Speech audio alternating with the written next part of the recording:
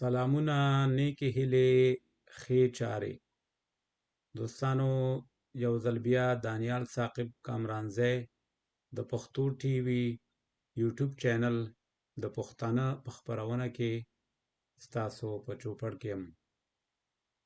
دوستانو، الله دې وکړي چې روغ جوړ، خوشحاله او سوکاله به یې. دوستانو، لکه څنګه چې زمونږه د دې پښتني قبیلې یا د پښتون توکم د قومونو لړۍ را روانه کړې ده.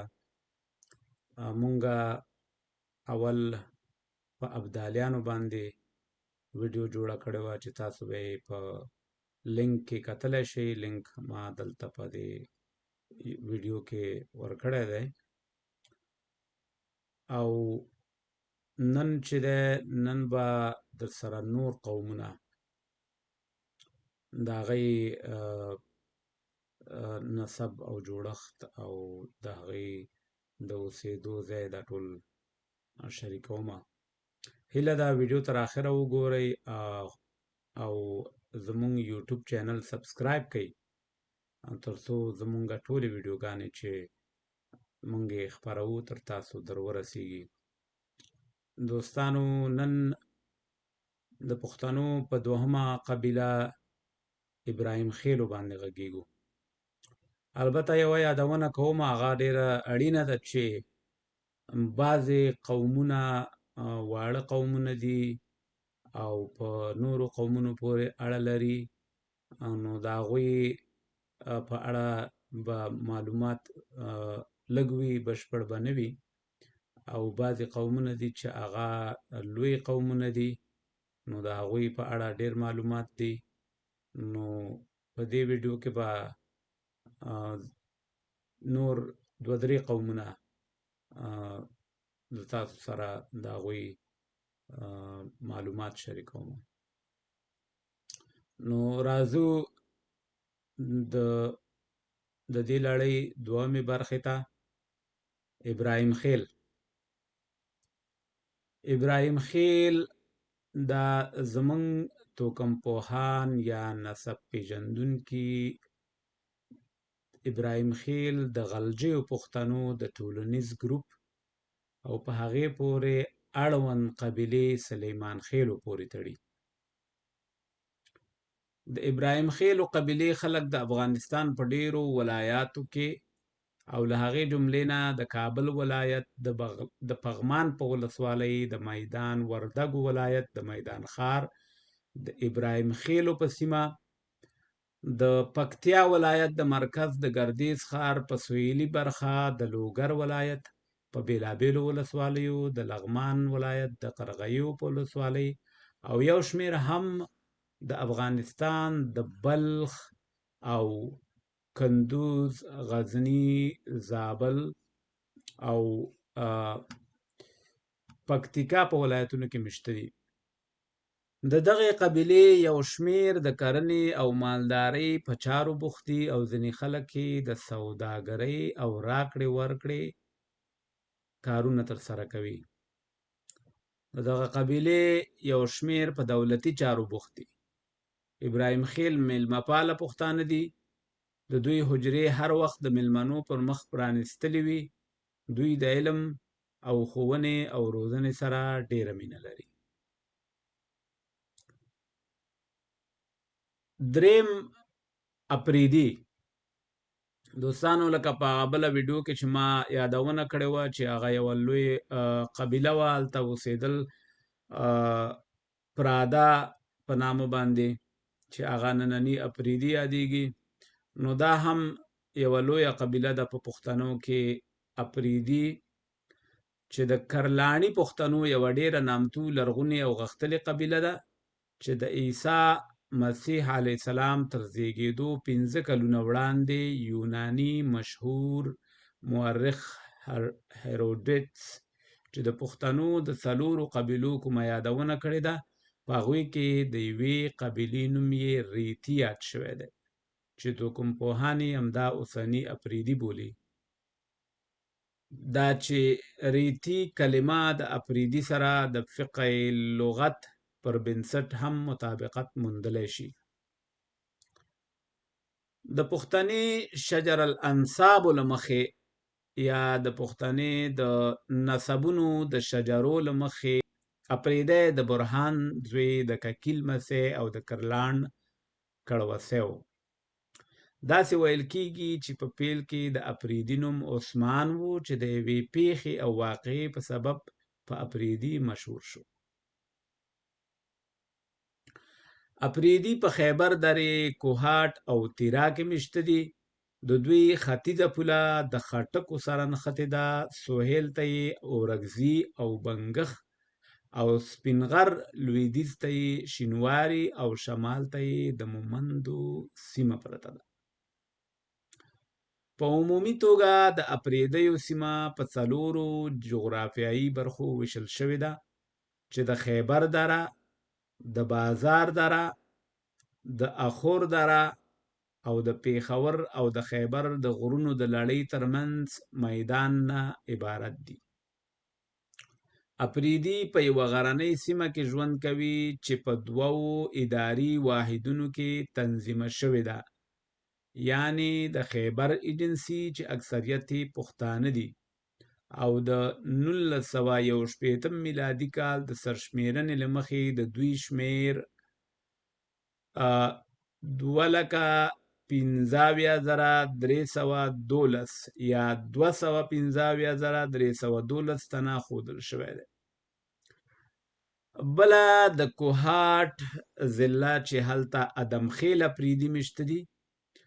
د ادم خیلو پورې بله اړوند څانګه حسن خیل دي چې دوی د پیښور په شاوخوا سیمو کې اوسیږي.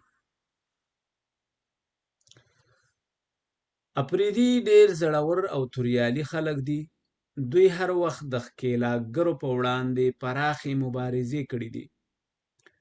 د لوی سکندر نه راواخله تر مغولو او انګریزانو پورې په تاریخ کې د دوی د مبارزو او کارنامو یادونه شوې ده. اپریدي غیرتي، میلمه‌پال او پښتني رواجونو او دودونو ته پابند خلک دي.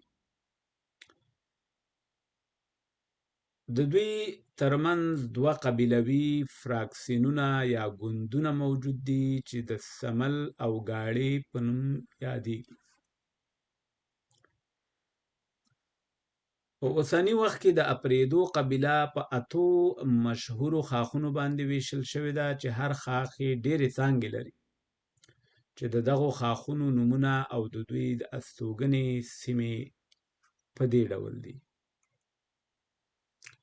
ملک دین خیل په میدان، شلوبر، تن، چوره، کجورۍ، خیبر دره او شډلي کې استوګنه لري.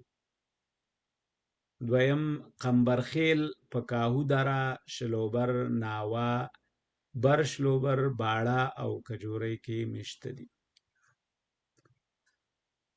کوکي خیل په تور څپري، راجګل، مخرڼې، لاله چینه او د جمرود نه تر علي مسجد پورې اوسیږي. زخه خیل په خیبر دره، څپري کډو، بازار، الچا، کرمنا، پراگ، بنکو، شنه کمر، توره ویاله، بوکاړ، سانډاپول او شډلي کې استوګنه لري. سیپای په باړه، ترخو کڅ، سانډاپول، لګړي او کجورۍ کې اوسیږي. کمرخیل په ګړۍ، څاوخ، تخته کلي، غلام علي، بغري، وچپال، چلګزي، میرو دره او کمزویي کې استوګنه لري. اکاخیل په باړه، ګلي خیل، وړان، کجورۍ او د اکاخیلو په میره کې اوسیږي. ادم خیل په اخور دره او میدان کې اوسیږي. د اپریدو یو شمیر نورو څانګو نومونه دا دي: ګلي یا ګلي، زرغون خیل، محمد خیل، تور سپر، فیروز خیل، شیرخان خیل، کمال خیل، باسی خیل، میټا خان خیل، کټیا خیل، زونه خیل، شیخ مل خیل، عبدالخیل، ونډ، لنډی خیل، برکت خیل یا برګټ خیل، دلدار خیل، ظفری، عبدالرحمن خیل، احمد خیل، نیکی خیل، ارموز خیل، فتح خیل، بهرامگور، بکیا، بودیا، کمال خیل، سلطان خیل، سکندر خیل، شان خیل، دولت خیل، عمر خیل، مدر خیل، میری خیل، ژراکی، شلوبار خیل، زونه خیل، عدیلی خیل، احمد خیل، نصرالدین، بابکر او یا نور. دوستانو دا و د اپریدو قبیلو هغه څانګې. د لنډی کوتل، باړه، جمرود او اخور درې سوداګریز مرکزونه د اپریدو په سیمه کې موقعیت لري او د دوی لپاره چې په تنګو درو او غرنیو سیمو کې استوګنه لري، نو دوی د کرکلي ځمکې لږې دي، نو ځکه یې زیات شمېر خلک د کابل او پېښور ترمنځ د سوداګرۍ په چارو بوخت دي. د پښتونخوا سربېره یو شمېر اپریدي د افغانستان په جلال آباد، کابل او کندز کې هم مشته دي. په دې سربېره زیات شمېر اپریدي د هندوستان په جنوب دکن، د هریانا ایالت په پانیپت، کشمیر، بهار او د اترا پردیش په قایم جنگ کې مشته دي. د هندوستان یو پخوانی جمهور رئیس ډاکټر ذاکر حسین هم د هند د اترا پردیش د قایم جنگ اپریدی پښتون و. همداراز په هندوستان کې یو بل ستر شاعر قاسم علي خان اپریدی د پښتو ژبې مشهور شاعر تیر شوی دی چې شعري دیوان یې موجود دی. همداراز د پښتونخوا د اپریدیو لاندیني کسان مشهور تاریخي کسان تیر شوي دي. نواب عظمت خان کوکي خیل، شیرخان خیل او د هغه زوی عجب خان اپریدی چې په کوهاټ کې د انګریزي ښکېلاکګرو پر خلاف یوه مبارزه څیره وه. نوموړی د انګریزانو له لاسه افغانستان ته کډه شو او بیا وروسته په کندوز کې وفات او هلته ښخ شو چې د دغه کارنامو په ویاړ په پښتونخوا کې یو پښتو فلم هم جوړ شوی. همداراز په اپریدو کې بل مشهور تن خاطر اپریدی و چې د څو سوه بیتونو په شاوخوا کې شعرونه لري او 32 کلونو په عمر یې له دې فاني نړۍ نه سترګې پټې کړې دي. په اوسني وخت کې د اپریدیو مشهور شخصیتونه دا دي: سلمان حامد اپریدی، ډاکټر منور خان اپریدی، مشهور قانونپوه او وکیل لطیف اپریدی، رحمت شاه اپریدی او د کرکټ مشهور لوبغاړی شاهد اپریدی. دوستانو دا و د اپریدیو د قبیلې د قومونو او د هغوی د استوګنو، د هغوی د کاروبار په اړه معلومات. څلورم قبیله په پښتنو کې یا څلورم قوم چې دی هغه عثمان خیل دی. عثمان خیل د پښتونخوا یوه مشهوره قبیله ده چې د پښتنو په کرلاني ټولنیز ګروپ کې شامل دي او دوی ته د دوی د پلار عثمان بابا د نوم په وجه عثمان خیل وایي. عثمان خیل په یوه واحده سیمه کې استوګنه لري، خو په 3 اداري واحدونو یعنی باجوړ ایجنسي، مومند ایجنسي او ملکنډ ایجنسي پورې اړه لري. عثمان خیل د 14مې عیسوي پیړۍ په پیل کې د یوسفزیو قبیلې په ګډون د ټاک او ګومل د غرونو نه د کابل او ننګرهار له لارې پېښور ته لاړل او له هغه ځایه په دوابه او اشنغر کې د یوسفزیو سره یو ځای په غم او ښادۍ کې شریک شول. کله چې د دلزاکو، یوسفزیو او نورو قبیلو ترمنځ د لنګرکوټ میره یا ګړۍ کپوره کې جګړه پیښه شوه، نو په دغه وخت کې دغه قبیله سره له دې چې د دلزاک د دوی سره قبیلوي خپلوي له کبله نږدې وو، د یوسفزیو پر خوا ودرېدل او په دې توګه یې دلزاکو ته ماتې ورکړه. خو یوسفزیو د دوی سره کومه ښېګړه ونه کړه. وروسته عثمان خیل له هغه ځایه تیرا ته ولېږدېدل او کله یې چې له هغه ځایه هم لاسونه لنډ شول، نو بیا د اړنګ بړنګ سیمې ته لاړل. اړنګ بړنګ چې لا تر اوسه هم په همدې سیمه کې مېشته دي. د عثمان خیلو سیمه په عمومي ډول غرنۍ ده چې د لویو او کوچنیو درو نه جوړه شوې ده، چې واړه کوچني سیندونه یې د سوات په سیند کې چې په دغه سیمه کې د ابزو په سیند مشهور دی تویږي. د دوی د سیمې شمال ته د باجوړ سیند بهیږي چې تر کلاني او عثمان خیل سره جلا کوي. د عثمان خیلو هغه سیمه چې په ملکنډ ایجنسۍ پورې اړه لري د سوات د سیند لخوا خړوبېږي. د باجوړ او مومندو ایجنسۍ پورې اړوند عثمان خیل په عمومي توګه د کرنې او مالدارۍ په چارو بوخت دي، چې د شموزیو، علیزیو، ماندل او اصیل ښاخونه یې په باجوړ ایجنسۍ، د میا، ملا او بوټ کور ښاخونه یې په مومندو ایجنسۍ پورې اړه لري. عثمان خیل د نورو پښتنو په څېر ډېر غیرتمن او توریالي خلک دي او ولسي تړې، نرخونه او څلي یې د باجوړ خلکو ته ورته دي. عثمان خیل په عمومي توګه بزګران او ځینې په انفرادي توګه په سوداګرۍ بوخت دي.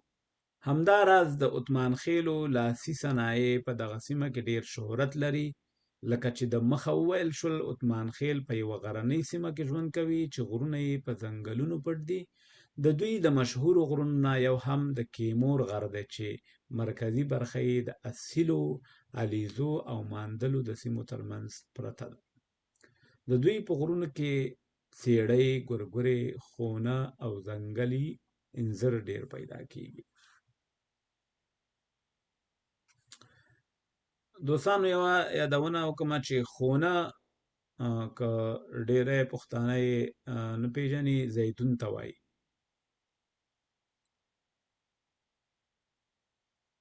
د عثمان خیلو په جنوبي خوا کې د دیر له لوري د پنجکوړې په نامه یو سیند بهیږي چې د عثمان خیلو سیمې ته د غر شموزو په برخه کې راننوځي او د دوی ډېرې سیمې خړوبوي. همداراز د غر شموزو د لرغاو نه هم یو سیند را بهیږي چې د پنجکوړې د سیند سره یو ځای کیږي. د پورتنو یاد شوو سیندونو سربیره په عثمان خیلو کې ډېر شمېر رڼې چینې شته چې خلک یې د څښلو د اوبو نه ګټه اخلي. د عثمان خیلو په تندوبي یا آبي ځمکو کې جوار، غنم او اوربشې کرل کیږي او په وچوبو یا للمي سیمو کې غنم، اوربشې، شړشم، نسک او مشنګ کرل کیږي. د دوی د سیمې صادرات نسک، شړشم، غوړي او د ودانیو لرګي دي. همداراز د انګورو، مالټو، الوچو او شفتالو ډېر باغونه هم لري. د عثمان خیلو مشهور خیلونه دا دي: شموزي، ماندل، بوټخیل، اصیل، علیزي، بایزي، اسماعیل خیل، سیست خیل، میاملا، کیدو خیل، کمپل خیل، سرنی خیل، عمر خیل، خمار خیل، بلو خیل، محمد خیل او نور. شموزي د عثمان خیلو په شمال ختیځ کې اوسېږي او د باجوړ، سوات او دیر سره پوله لري. ماندل د عثمان خیلو په شمال لویدیځ کې موقعیت لري او داسې ویل کېږي چې ماندل په اصل کې د عثمان بابا مشر زوی و.